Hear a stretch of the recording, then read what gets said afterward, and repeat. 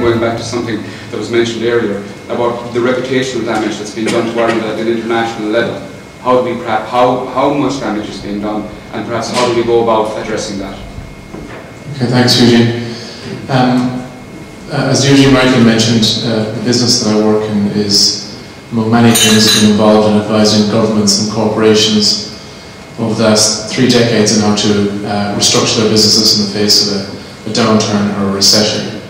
And the one thing I would say in a general perspective is that those folks who have lived through, in our team, who have lived through about 3 decades of these issues, would see a typical restructuring from a consulting perspective to go in 2 waves. The first wave of restructuring is at the core of the problem, in this instance the financial services industry, and the industries directly related to that. And our general sense is that we're at the start, we have already started the second wave. And the second wave of restructurings within the US market are likely to be affecting the hospitality and the entertainment and hotel and tourism industry in the US. And that is where most of our focus is going to be from a restructuring perspective this year, and that's relevant, I think, to the same industries around the world. I think what is most relevant from our learnings from the US market and how they could be applied here is that in the face of a challenge, be that in the financial sector or any other sector, the framework that has been deployed in the US, and indeed, as Declan mentioned, does not mean that they're the best model, but they are a model. The one thing that's most relevant, I think, is that there is an agreed plan, framework, and a well thought through set of responses to every significant restructuring situation that faces any company. And I think one of the key issues that we will need to face as an economy here is to have an agreed and well thought through and well communicated response to the banking restructuring that needs to take place in Ireland very quickly. In the absence of a clear idea as to what happens next with the toxic assets, as they are called, with the establishment of a bad bank, if and when it should be set up, the capitalisation of the largest banks in the country. As we discussed, Declan discussed last night, one of the key things that we can't allow is for there to be any indecision in that decision and any longer time being spent by local or international markets wondering what Ireland is going to do with the banks and how they're going to resolve the capitalisation issues. I think that leads to the second point, Eugene, in relation to the reputational issue. And there's 2 sides to this. One is that there's serious reputational damage that Ireland has been affected. Even if you take a cursory look at the US media right now, the regular coverage is related to the corporate governance questions that Ireland faces, whether Ireland has the appropriate risk management structures in place, and whether Ireland is indeed the best place for investment dollars in the future.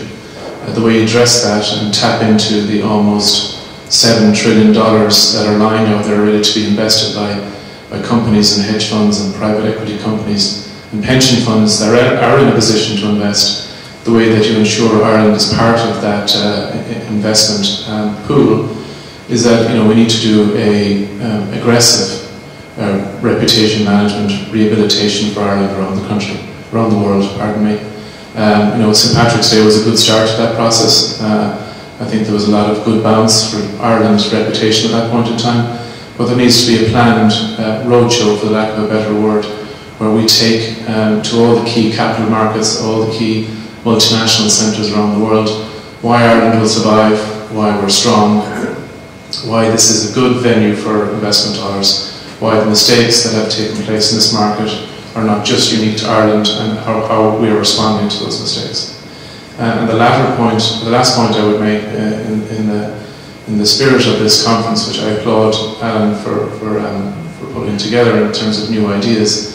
Maybe it's not a new idea, but it's at least a point of positivity, which is, for the first time last year, and this trend may not continue because of the downturn, but for the first time last year, there was more Irish companies employing people in America than there was American companies employing people in Ireland.